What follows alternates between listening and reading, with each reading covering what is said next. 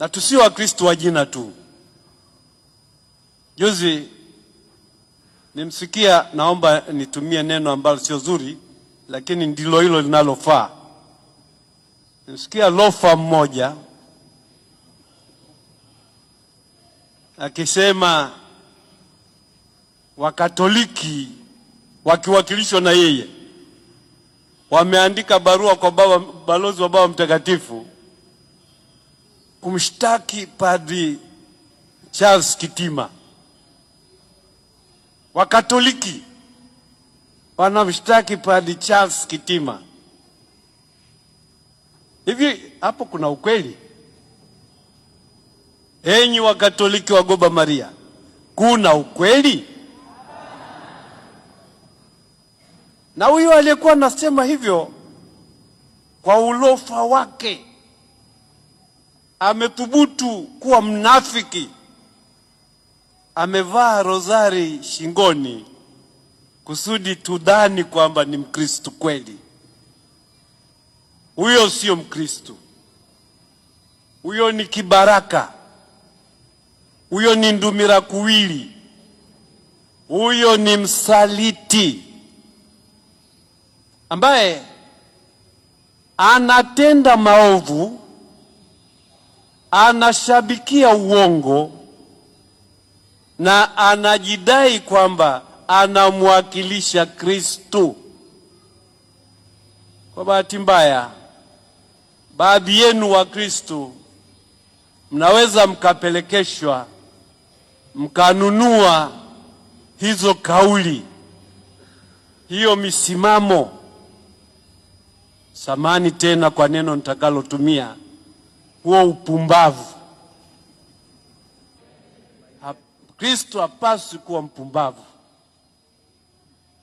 Mkristo anapaswa kuthubutu kusimama kidete na kusema mimi ni Mkristo na sitakuwa ndumira kuwili.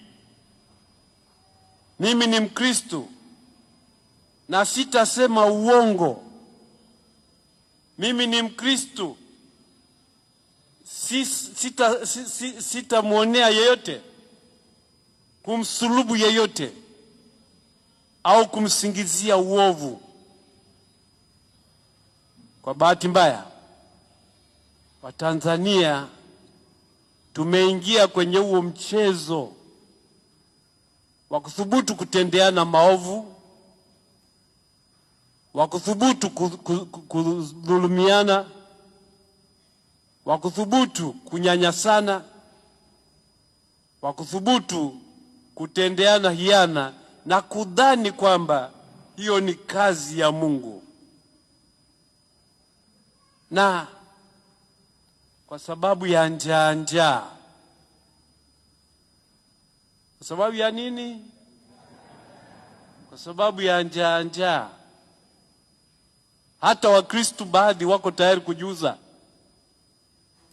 na kufanya kazi ya hila, ya uovu, ya chuki, kazi isiyompendeza Mungu. Hapo ndipo nchi yetu ilipofika sasa, kuwa mchanganyiko wa watu wa hila, mchanganyiko wa watu wa dhuluma, mchanganyiko wa watu wa uonevu na manyanyaso.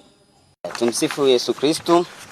Siku ya leo tarehe 22 ya mwezi wa 12 mwaka 2025, mimi Stanislaus Tobias Nyakunga na mwenzangu Elia Faustin tulipeleka barua ubalozi wa Vatican nchini Tanzania kuhusu mwenendo wa Padri Dr. Charles Kitima.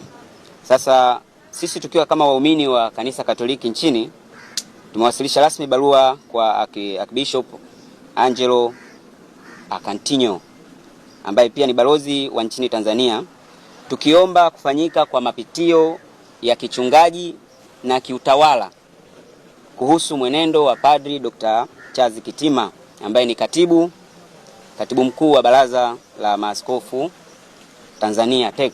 Hii imetokana na malalamiko na mitazamo iliyoenea kwa muda mrefu katika jamii kwamba Padri Dr. Kitima amekuwa akihusishwa moja kwa moja na masuala ya kisiasa au ya siasa, hasa Chama cha Demokrasia na Maendeleo Chadema. Nadhani wote ni mashahidi, imekuwa hivyo.